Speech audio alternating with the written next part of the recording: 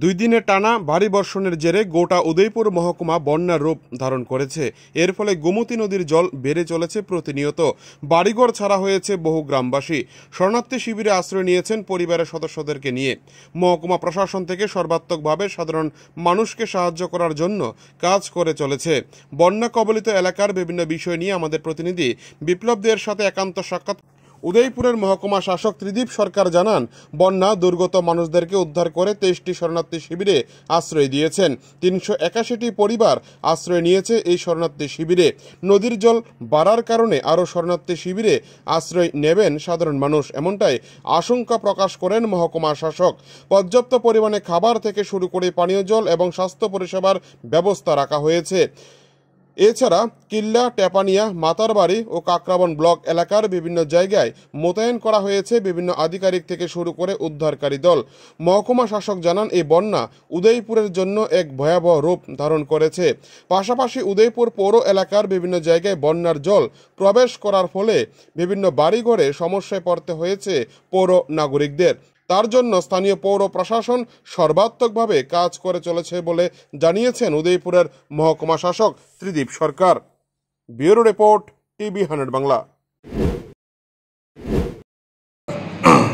উদয়পুর মহকুমা প্রশাসনের তরফ থেকে যে ফ্লাড চলছে এখন, হেভি রেইন এবং ফ্লাড, এই ক্ষেত্রে আমরা সতর্কতা হিসাবে যে স্টেপগুলো নিয়েছি এবং বন্যা দুর্গত মানুষদের রেস্কিউ করে আমরা 23টা শেল্টার হাউস খুলেছি। 23টা শেল্টার হাউসে মোট 381 পরিবার অলরেডি উঠে এসেছে শিবিরে।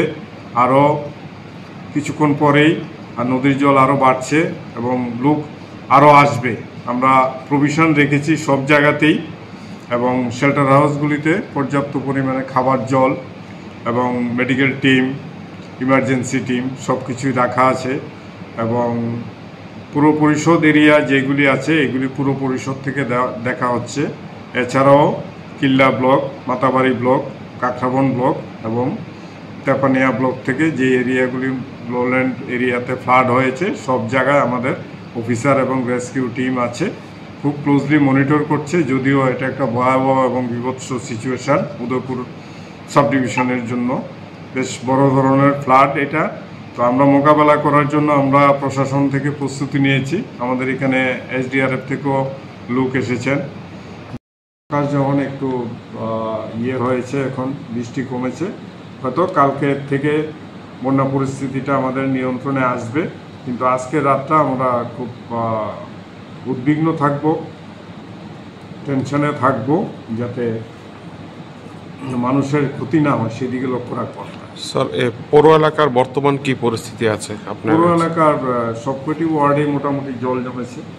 বিশেষ করে নদীর পাশে যে ওয়ার্ডগুলি আছে, যেমন আমাদের এই শ্মশান এরিয়াটা, ক্লাব এরিয়াটা আছে এখানে, তারপরে রাজারবাগ, সনবন, এই সমস্ত এরিয়াগুলিতে একদম জল ঢুকে গেছে বাড়িঘরে। আমরা ভিজিট করে দেখেছি যে প্রত্যেক বাড়িতেই জল।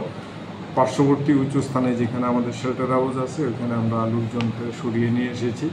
যারা এখনও আসে নাই তাদের প্রতি আমাদের অনুরোধ থাকবে ওনারা যেন জল বেশি হওয়ার আগে আসে, কারণ অতিরিক্ত মাত্রায় জল যদি বেড়ে যায় এবং যে খরস্রোতা নদী গোমতী নদী, এখানে আমাদের রেস্কিউ করা ভীষণ টাফ হবে। সেই জন্য আমি সবাইকে আগাম সতর্কতা জারি করেছি এবং মাইকিং করা হচ্ছে বারবার। জনপ্রতিনিধিরা অনুরোধ করছেন, আমরা নিজেরা প্রশাসন থেকে আহ্বান রাখছি যে আপনারা বাড়িঘর ছেড়ে শেল্টার হাউসে আসুন, মালপত্র নিয়ে শেল্টার হাউসে থাকুন, নিরাপদে থাকুন। এটা আমরা প্রচার চালাচ্ছি।